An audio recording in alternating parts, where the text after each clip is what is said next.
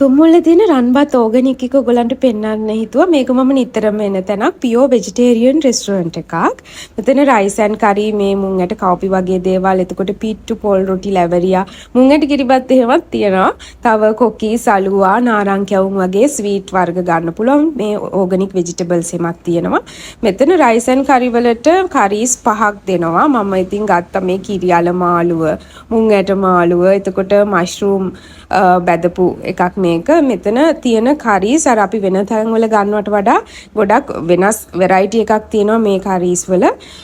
මෙතන හැම දෙම හාල් එළවලු හැම දෙම කාබනික විදියට හදපු දේවල් තියෙන්නේ. ඒ නිසා මේකේ ගොඩක්ම ටේස්ට් එක වෙන තැන් වෙන කඩවලට වඩා වෙනස්.